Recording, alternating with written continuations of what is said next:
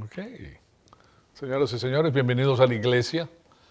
Benditos aquellos que vienen a la casa del Señor para aprender su palabra, porque de lo único que nos llevamos a este mundo es la palabra de Dios, nada más. Y el que tiene la palabra de Dios en su corazón se lleva las máximas riquezas. Es la moneda del reino, la palabra de Dios, crecimiento espiritual para tener la máxima producción espiritual.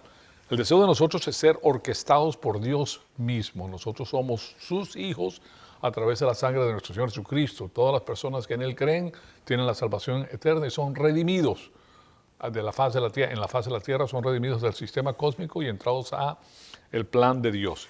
Precisamente en este libro de Efesios estamos haciendo en este incremento número 589, porque llevamos mucho tiempo ya en esto. Vamos a entrar a ver, a continuar el estudio que estamos haciendo de esta gran doctrina de la redención, que iniciamos, claro está, hace 2 clases atrás aproximadamente. Antes de iniciar el estudio bíblico, claro está, vamos a cerciorarnos que estamos en comunión con Dios para estar llenos del Espíritu Santo y poder discernir, para poder almacenar, para poder entender la palabra de Dios y que cause ese crecimiento espiritual que Él desea de nosotros. Nosotros en el mundo no podemos contra la carne. Nosotros tenemos un Padre terrenal y un Padre espiritual que es Dios. Para entender la palabra de Dios tenemos que estar, el hombre espiritual tiene que estar activado. Y para hacer eso tienes que tener, pues, con esta provisión divina de la confesión, puedes tener el hombre espiritual activado para entender la porción espiritual. Entonces, vamos a hacer uso de primera de Juan 1:9, que nos dice, si confesamos nuestros pecados, Dios es fiel y justo para perdonarnos nuestros pecados y limpiarnos de toda maldad. Hacemos uso de esa provisión divina e iniciamos la clase.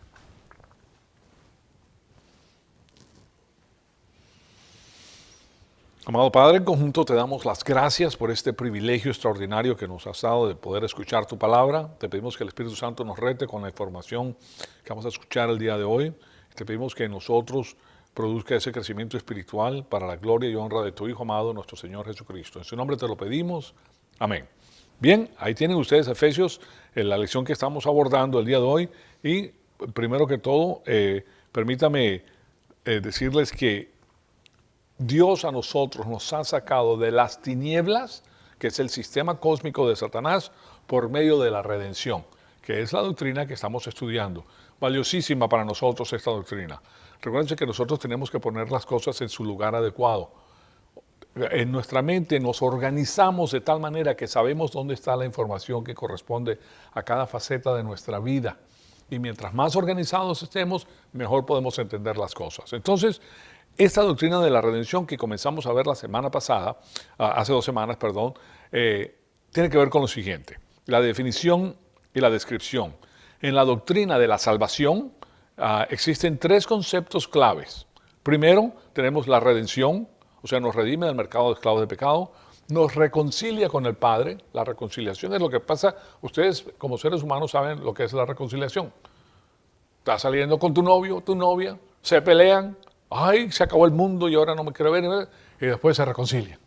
Ah, qué bueno, ahora ya estamos bien como teníamos que estar. Lo mismo pasa con el marido y mujer, etc. Esa es la reconciliación del hombre con Dios. Y la propiciación es de la parte de Dios que dice que queda satisfecho con la obra que Dios Hijo hizo en la faz de la tierra. Entonces, esas son las 3 cosas que logra nuestro Señor Jesucristo en la cruz.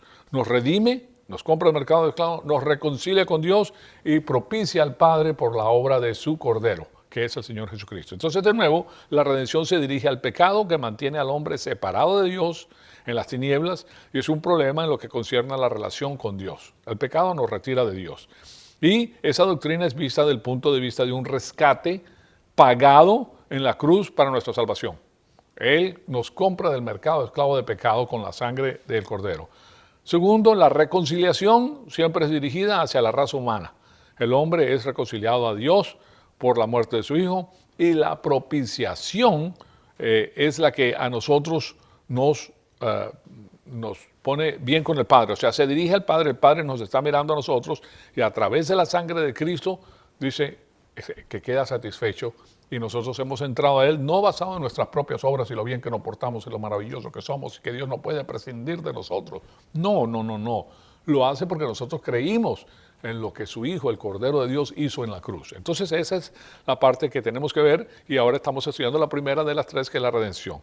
Jesucristo es el único que califica como redentor. En la faz de la tierra no hay ni una sola persona que pueda calificar en virtud de ¿qué? De su nacimiento humano. Todas las personas en la faz de la tierra tienen un padre. Eso lo vimos, incluyendo la Virgen María. Está en la Biblia misma, está la genealogía de nuestro Señor Jesucristo por parte de madre y por parte de padre. Y por parte de madre, sabemos que la Virgen María viene del hijo menor de David, que se llamaba Natán. Y de Natán viene la Virgen María, y de Salomón viene José, que era su marido. Y claro está, pasaron, me parece que fueron 14 generaciones que pasaron, y finalmente se unieron ellos. Entonces, es un hecho de que tiene la naturaleza pecaminosa. Todos nosotros tenemos la naturaleza pecaminosa, ninguno de nosotros califica en virtud de su nacimiento para ir a la cruz. La única excepción en la faz de la tierra es el Hijo de Dios. Porque cuando la Virgen María fue escogida y cuando ella ovula una vez al mes, esa vez que ella le toca ovular, el Espíritu Santo le pone 23 cromosomas que vienen de Dios y ella queda en estado con el Mesías, con el Hijo de Dios. Entonces Él es nacido de forma única, el unigénito de Dios.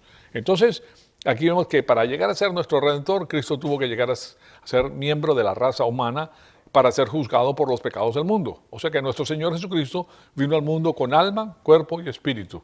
Nosotros venimos al mundo con alma y con cuerpo.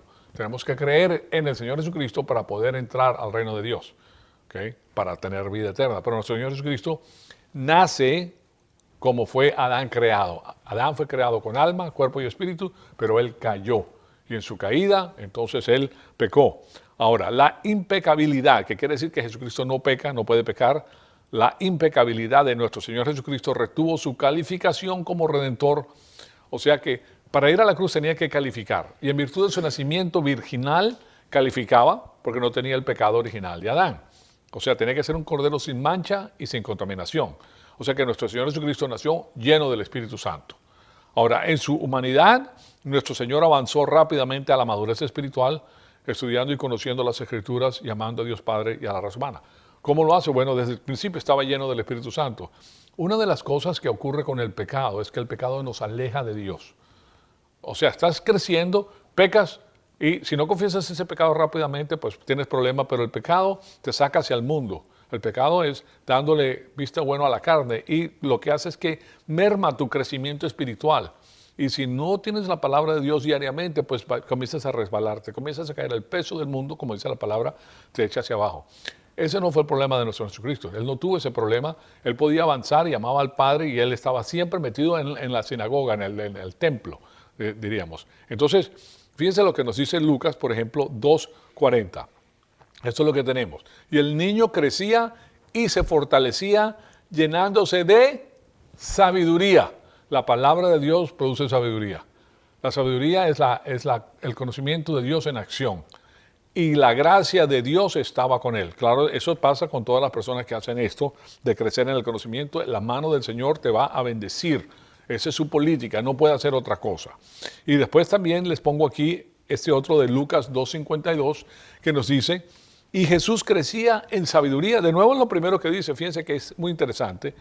En estatura, no es que crecía humanamente más grande, sino estatura ante los ojos de los hombres y en gracia con Dios y con los hombres.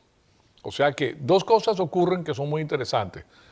A medida que la persona crece espiritualmente, no solamente crece en la gracia con Dios, sino con los hombres también. Las personas comienzan a ver a esta persona de una manera diferente porque se dan cuenta que es una persona que prospera, es una persona que está con su familia, es una persona decente, es una persona que no está tratando de hacerle trucos a las demás personas, sino lo que dice es lo que hace.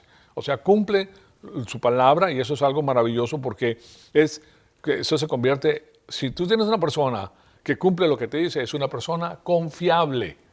Una persona confiable, te puedes fiar en ella porque lo que dice lo hace.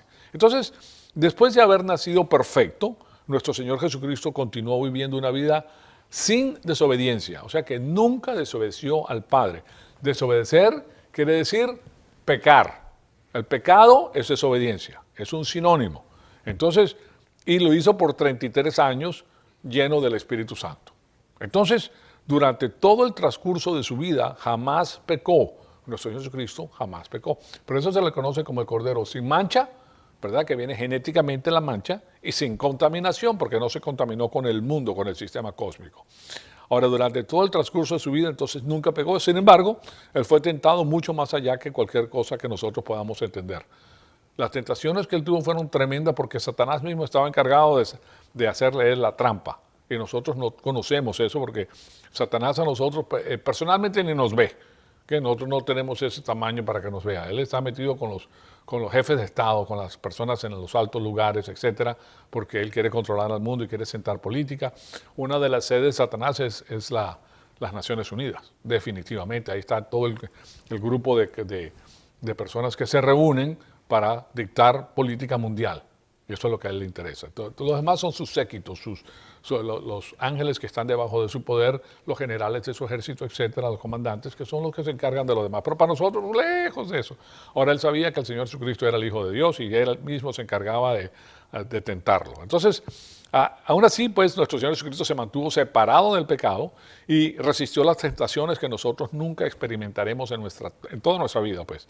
Y como resultado, llegó a la cruz en un estado de impecabilidad. Eso es algo maravilloso, señoras y señores, y yo lo que quiero dar es una cantidad de evidencia bíblica para que ustedes se den cuenta de lo que les estoy diciendo. Primero que todo, en Isaías 53:9 nos dice: se dispuso con los impíos su sepultura, pero con el rico fue en su muerte, aunque no había hecho violencia ni había engaño en su boca. Está hablando de las características que tiene el Señor. Y en Juan 8:46 nos dice: ¿quién de ustedes me prueba que tengo pecado? Él mismo le está retando al grupo que tiene. Y si digo verdad, entonces, ¿por qué ustedes no me creen? Los está retando a los fariseos a que se den cuenta de que Él es el Mesías.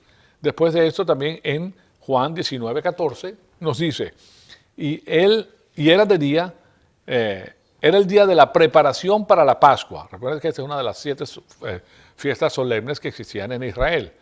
Era como la hora sexta. La hora sexta es como el mediodía. Recuérdense que allá no había relojes como hay hoy en día. La primera hora es a la salida del sol. Ya para las 9 de la mañana era la tercera hora. A las 12 del día era la sexta hora. Entonces aquí estaba al mediodía, en otras palabras. Era el día de la preparación para la Pascua y era como el mediodía.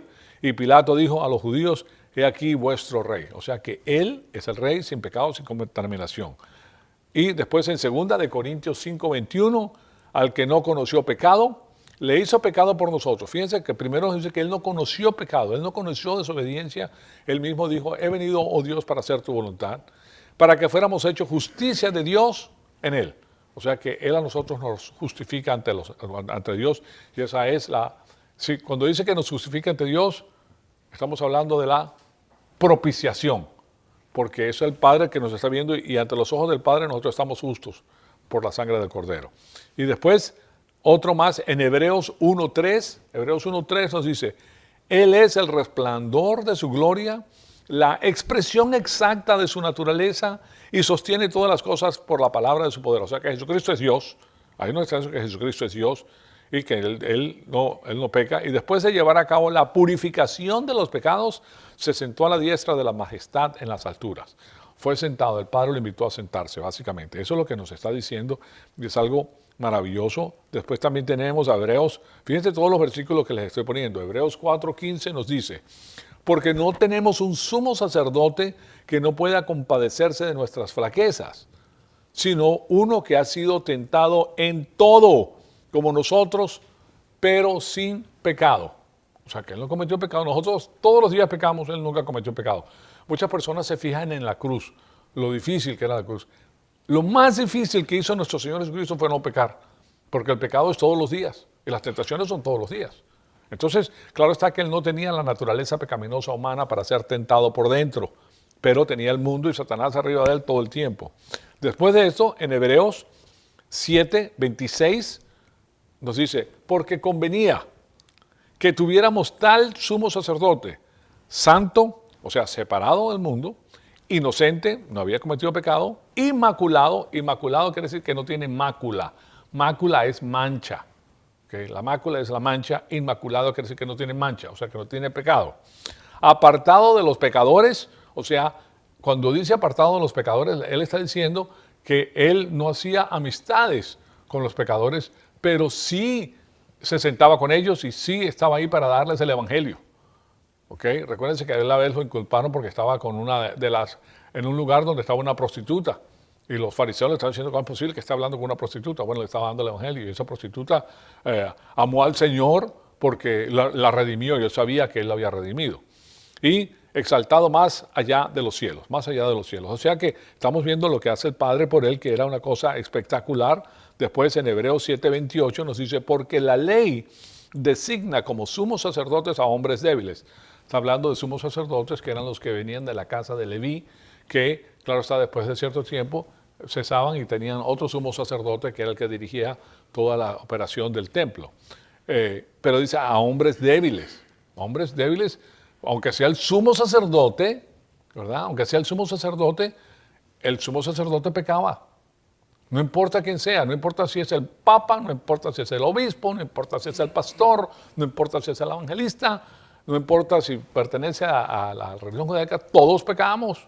No hay uno, todos somos débiles.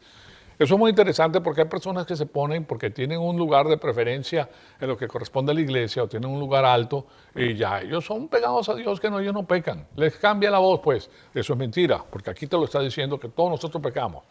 Los sumos sacerdotes, entonces, hombres débiles, le dice la palabra de Dios, pero la palabra del juramento que vino después de la ley mosaica, designa al Hijo hecho perfecto para siempre. O sea que el Hijo es el único que califica para todas estas cosas. Esto es grande, señoras y señores. Y les voy a dar 2 versículos más que hablan del tema, que son interesantes. En 1 de Timoteo 3:16 dice, indiscutiblemente grande es el misterio de la piedad. La palabra piedad es eusebea, y es la persona que opera basado en la palabra de Dios, lleno del Espíritu Santo.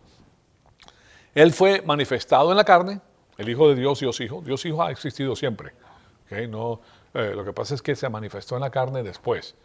Manifestado en la carne, vindicado en el Espíritu, vindicar quiere decir aprobado por el Espíritu, contemplado por los ángeles estuvieron viendo toda la labor que hizo en la faz de la tierra, proclamado entre las naciones, que es lo que nosotros hacemos. Esta iglesia envía o tiene personas, ministros fuera del país que enseñan la palabra de Dios, creído en el mundo y recibido arriba en gloria. Y finalmente tenemos a 1 de Pedro 1, 18, 19, que nos dice, sabiendo que no fueron redimidos de vuestra mala manera de vivir heredada de sus padres. O sea, la vana manera de vivir la heredamos de nuestros padres. ¿Oyeron eso? Nuestros padres nos pueden dar lo mejor, pero nuestros padres no son perfectos. Y los padres pueden tener una manera vana de vivir en algún aspecto. Y nosotros heredamos eso. Entonces, vana manera de vivir heredada de sus padres con cosas perecederas como el oro o la plata. Porque muchos padres les inculcan a los hijos que el dinero es lo más importante. Dice, sino con la sangre preciosa como de un cordero sin tacha, sin mancha y sin mancha, sin contaminación, la sangre de Cristo. Entonces ahí tienen ustedes la redención que es producida pues por la sangre del cordero. Lo que tenemos en mente entonces es algo extraordinario. Dios ha hecho cosas enormes, grandiosas y maravillosas por nosotros. Simplemente tenemos que conocerlo. La obra está hecha. Nosotros simplemente sabemos, recuerden que nosotros somos embajadores del reino de Dios y esto es parte de su política. Nosotros sabemos a quién servimos, nosotros sabemos lo que hizo nuestro Señor para ir a la cruz y cómo calificó. Nosotros servimos al Dios Todopoderoso. Entonces, veamos lo que es la unión hipostática del Dios hombre. La unión hipostática. Cuando se habla de unión, cuando tú oyes la palabra unión, estás oyendo de algo que se une, ¿verdad? Algo que se une. Esa es la unión, pero es la unión hipostática. Entonces le voy a decir lo que significa eso. La hemos visto anteriormente, pero tiene un significado. Esta doctrina de la redención no se puede enseñar sin entender la doctrina de la unión hipostática. O sea, nosotros hemos sido redimidos, pero ¿cómo lo entendemos? Bueno, porque hay una unión hipostática. Y esa unión hipostática significa que Dios Todopoderoso se hace hombre. Y las dos entidades que definen a Dios y al hombre se unen. O sea que Dios Hijo es verdadera humanidad, es un hombre verdadero, viene de la mujer, viene de la Virgen María, y verdadero Dios. Está unido en una sola persona para siempre. Pero sus atributos no se mezclan, se mantienen separados. Él es Dios y Él es hombre. Los atributos de hombre son los que tuvieron que hacer la obra de redención. ¿Ok? Muy importante. O sea que como hombre Él hizo la obra de redención. Ahora, esta doctrina es muy importante entonces por eso. Jesucristo es Dios. Jesucristo es Dios. Muy importante, señoras y señores.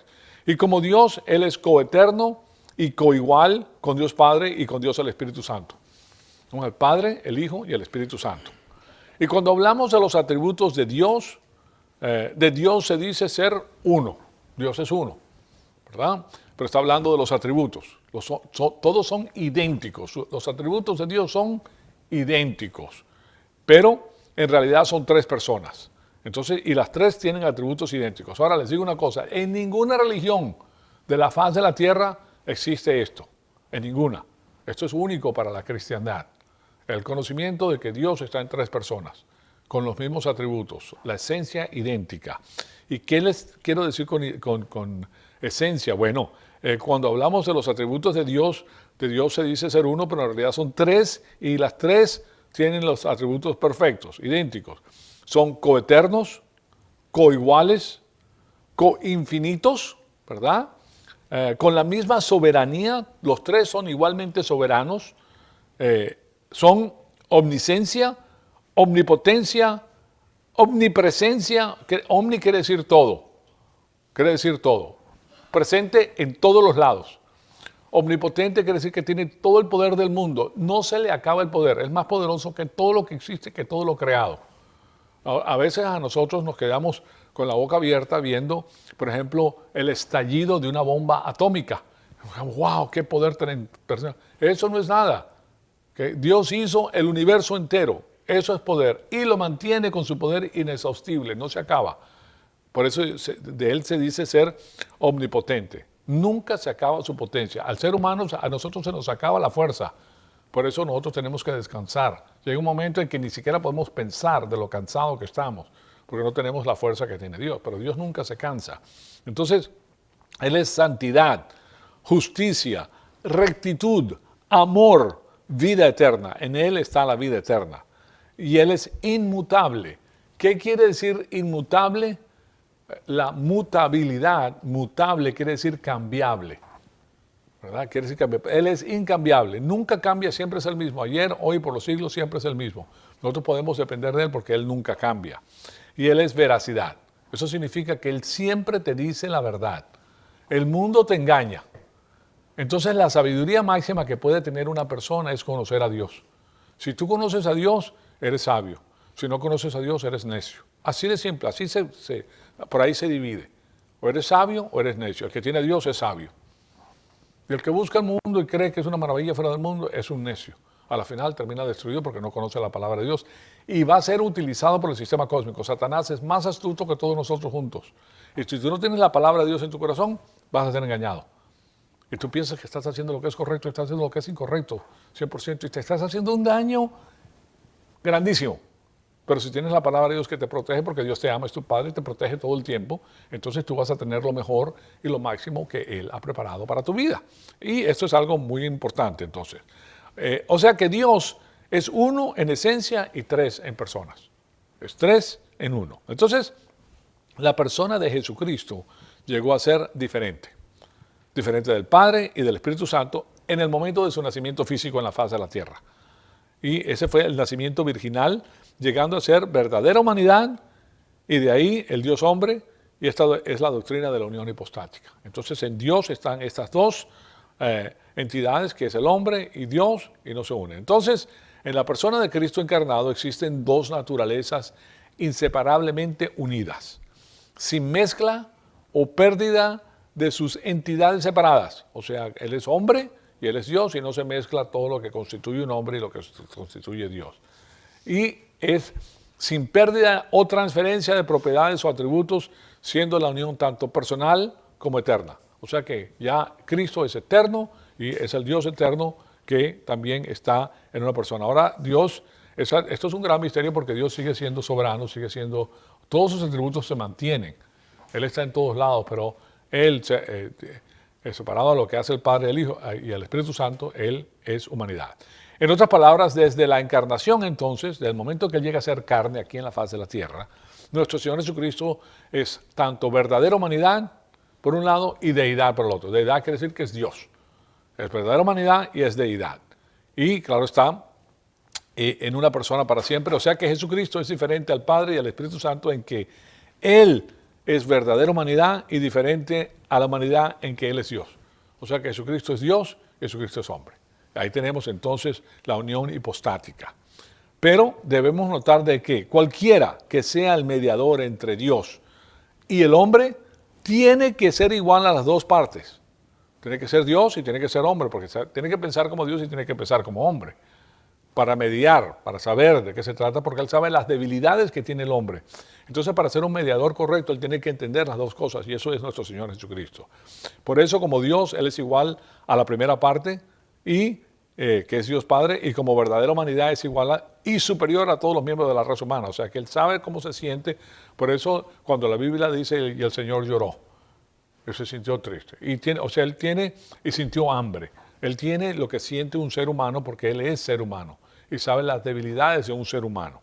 Entonces, tenemos que, como Dios hombre, Él llega a ser el mediador entre Dios y el hombre. El mediador para que tengamos nosotros esta vida eterna. Entonces, la persona preencarnada de Cristo era deidad. Eso significa que Jesucristo siempre ha existido, porque Él es Dios. Lo que pasa es que llegó un momento en el tiempo en que Él se hizo hombre. Llegó a ser hombre para poder ir a la cruz y redimirnos a nosotros.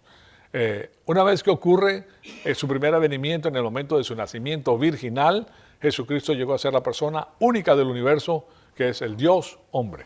Es el único Dios hombre que existe en el universo. Entonces, esta verdadera doctrina de kenosis, ahí vimos la doctrina de la unión hipostática. Ya saben, la unión, cuando ven la unión, es la unión de Dios Padre y Dios Hijo. Pero ahora eso también está vinculado, unido con la doctrina de kenosis. Kenosis quiere decir que Dios, Jesucristo, siendo Dios, Él va a prescindir del uso, o sea, no va a hacer uso de ciertos de sus atributos como Dios para hacer la voluntad del Padre en la carne. O sea que Él no puede utilizar esos atributos divinos para beneficiarse a sí mismo, porque Él lo podía hacer. Correcto. Cuando estuvo enfrente de Poncio Pilato, si yo quiero, pues los ángeles del cielo vienen y aquí no queda nada. Pero Él no está aquí para hacer eso, porque Él estaba aquí para hacer la voluntad del Padre. Entonces, y ahora les voy a decir por qué se relaciona a la redención, que es lo que estamos estudiando. Recuérdense, la redención, ¿qué significa la redención? ¿Qué significa la redención? O sea, les estoy haciendo la pregunta. Eso es otra.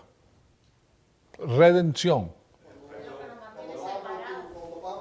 Pagas, estás pagando. Dios está pagando por tu vida para redimirte, para comprarte del mercado esclavo de pecado.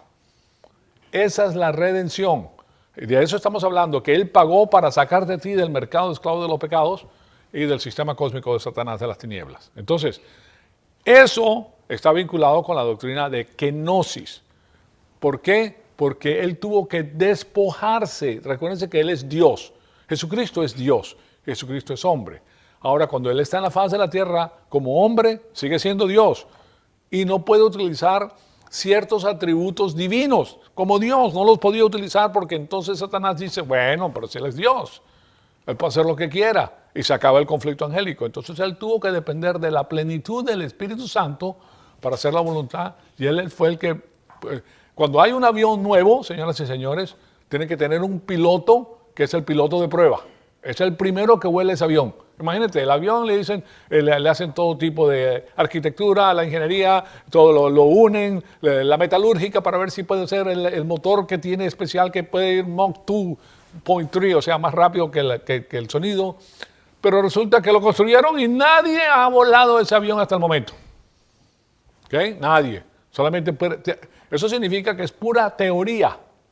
Ellos dicen, sí, va a volar porque hicimos esto, y sí, los cálculos matemáticos nos permiten saber a nosotros que esto va a volar, y a tal y tal velocidad.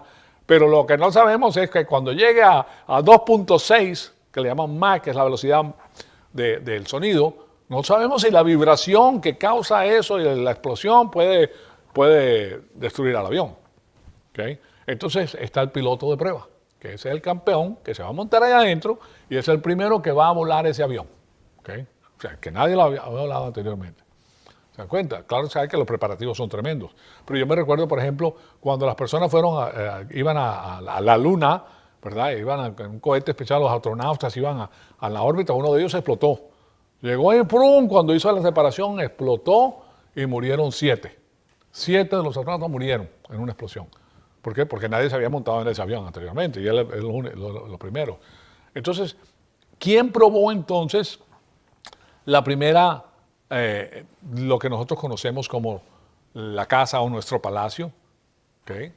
Nosotros sabemos, y de esa manera lo estudiamos, que nosotros tenemos un lugar donde nosotros podemos estar llenos del Espíritu Santo y nosotros sabemos que si vivimos ahí, nosotros vamos a tener la plenitud del Espíritu Santo que guía nuestra vida. O sea, la esfera divina de amor y poder. Bueno, el primero que la probó fue el Señor Jesucristo. ¿Okay?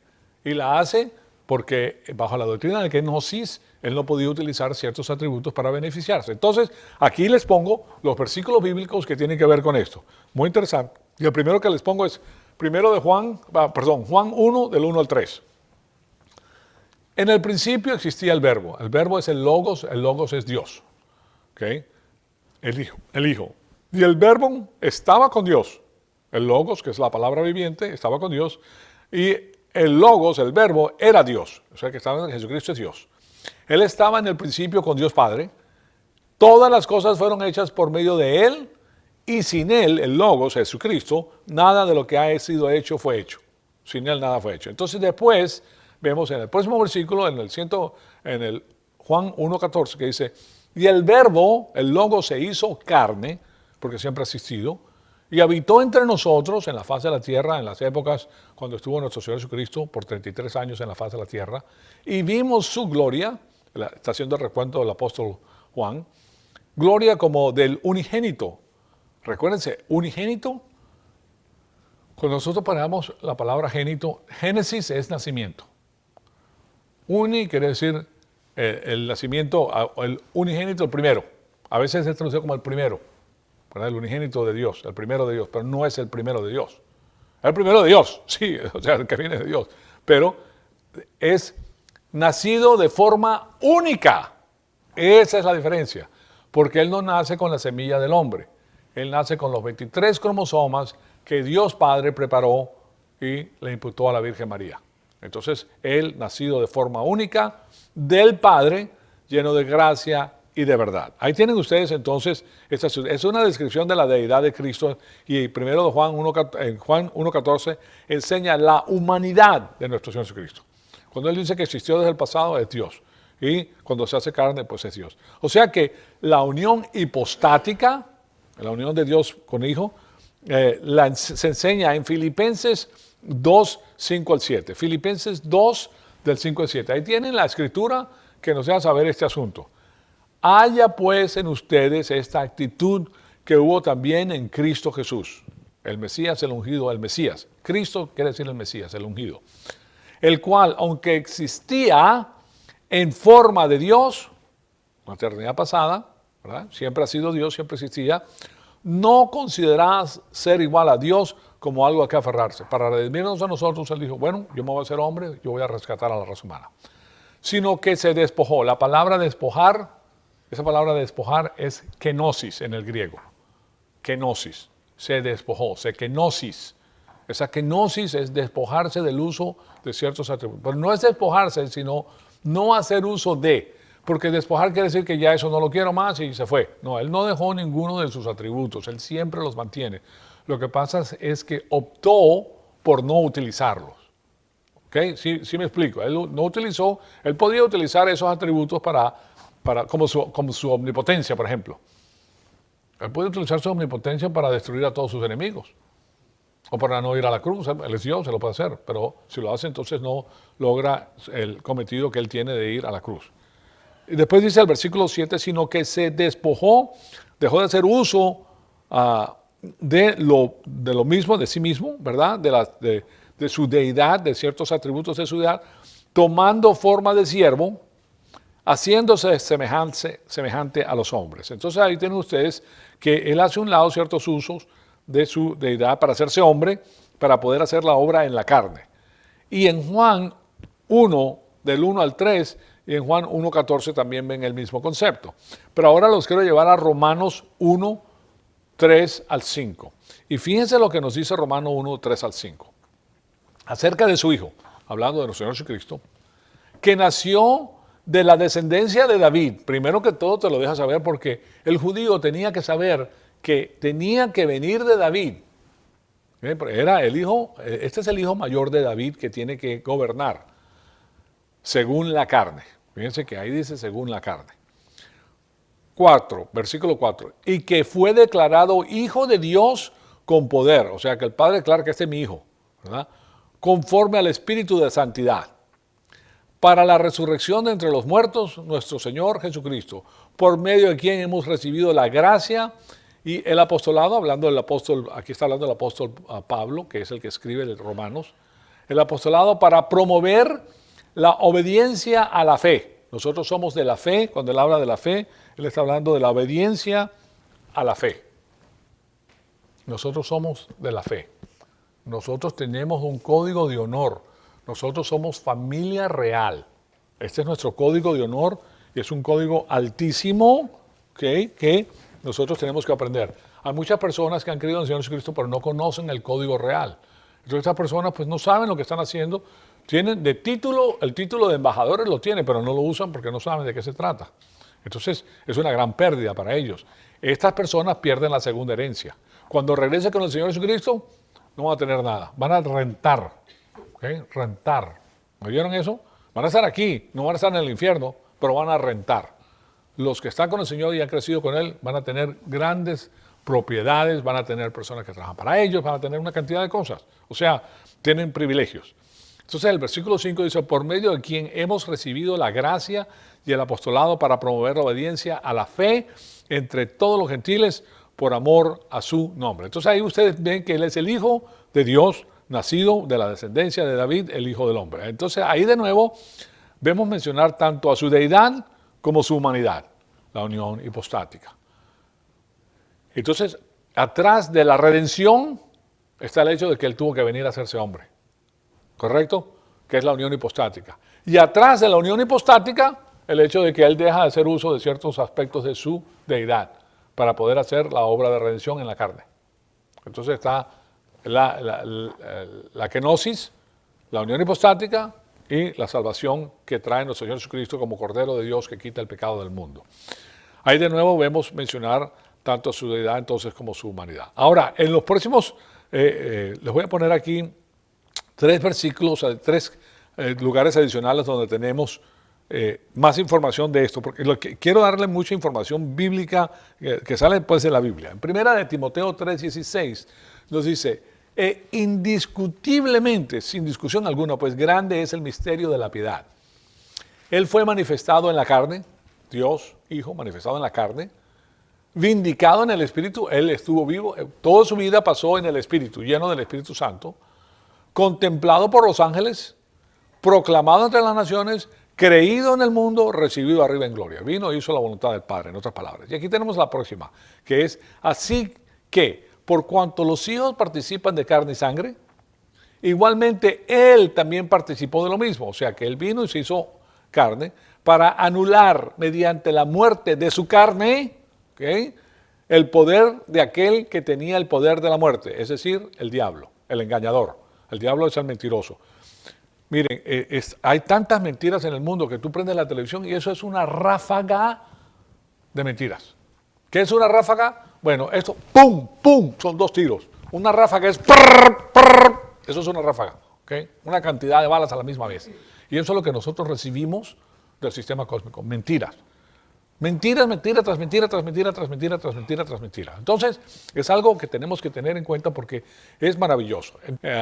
Entonces, dice, haya pues en ustedes esta actitud que hubo también en Cristo Jesús, el cual, aunque existía en forma de Dios, no consideró ser igual a Dios como algo que aferrarse, sino que se despojó de sí mismo tomando forma de siervo, haciéndose semejante a los hombres y hallándose en forma de hombre, se humilló a sí mismo, haciéndose obediente hasta la muerte y muerte de cruz. Por lo cual Dios también lo exaltó hasta lo sumo y le confirió el nombre que es sobre todo nombre. No hay nombre más alto que el de nuestro Señor Jesucristo, porque hizo la voluntad del Padre. Y dice, para que al nombre de Jesús se doble toda rodilla de los que están en el cielo, todos los ángeles, que es la otra creación, y aquí en la tierra y debajo de la tierra. Y toda lengua confiesa que Jesucristo es el Señor para la gloria de Dios Padre. O sea que a la final nos vamos a dar cuenta de que no importa que sean pecadores, no importa que sean creyentes o no, todo el mundo, cuando sean llamados, ya es muy tarde. Es más, quiero que sepan una cosa, cuando una persona se muere sin Cristo, instantáneamente sabe que rechazó a Cristo. Instantáneamente sabe que ese era el Mesías, que era su Salvador. Y por su necedad no lo quiso creer. Entonces es para él horrible porque va directamente a la espera del infierno. Todavía lo mantienen en este momento en un lugar que se llama pues el busto de Abraham, pero él está en la parte donde está a la espera para la condenación final, para el juicio final que va a ser llamado para él. Entonces, ahí de nuevo vemos mencionar tanto su deidad como su humanidad. Y es algo extraordinario, pues. El 1 Timoteo nos habló de eso y ahora también les hablé de Filipenses y ahora lo que les quiero enseñar es que esto nos da toda la historia, de lo que es Jesucristo. Entonces, la persona encarnada de Cristo es tanto deidad, o sea, Dios, como verdadera humanidad. Él es Dios y Él es hombre. Ray, can you help those two people back there? They wanted to go to Baraka. Nos da toda la historia entonces de esa manera. Y los dos son unidos en una sola persona, sin transferencia, ¿verdad? O de atributos, y los atributos siempre se adhieren a sus naturalezas correspondientes. Entonces tenemos algo maravilloso, que en Cristo están estas dos entidades, dos personas, el hombre y Dios, en unión hipostática. Los dos mantienen todas sus propiedades. Dios mantiene todas sus propiedades como Dios y como hombre mantiene todas sus propiedades como hombre, pero están separadas las dos entidades, no se mezclan para nada, sino que son completamente separadas. Y para llegar a ser la voluntad del Padre tiene que pasar por lo que se conoce como el despojo o kenosis, o sea, no usando su propia deidad o los atributos de su deidad para hacer la voluntad de Dios en la carne. Entonces, la esencia de su deidad no puede cambiar. No puede cambiar. Él no puede cambiar en nada la esencia de su deidad. Y aquí les pongo a Hebreos 13:8, que nos dice, Jesucristo es el mismo ayer, hoy y por los siglos. Está hablando de su deidad y eso no puede cambiar para nada, y por eso nosotros sabemos que Él siempre ha sido y en Él podemos confiar. Entonces lo infinito no puede ser transferido a lo finito. Tú no puedes poner el infinito y reducirlo a un solo lugar. ¿Okay? Entonces, quitarle a Dios un solo atributo de su deidad destruiría su deidad.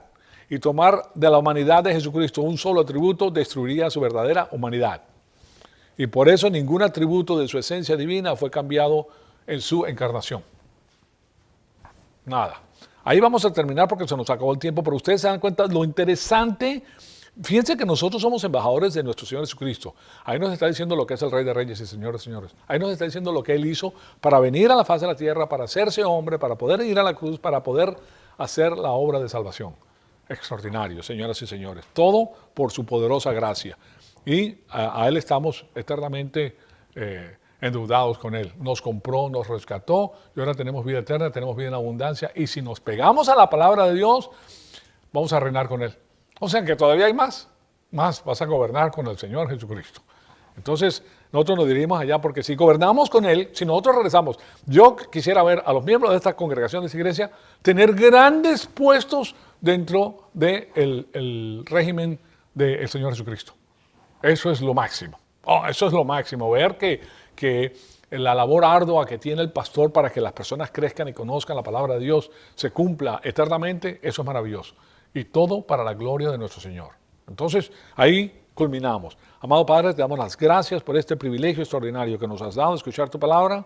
Te pedimos que el Espíritu Santo nos siga retando, Señor amado, para seguir creciendo y para conocer más y más de estas cosas que son tan interesantes que ha hecho nuestro Señor y Salvador Jesucristo para podernos redimir y para poder que tú quedes satisfecho con esa obra, Señor. Te pedimos que todas las cosas que aprendamos entonces sean para la gloria y la honra de tu Hijo amado, nuestro Señor Jesucristo. En su nombre te lo pedimos. Amén.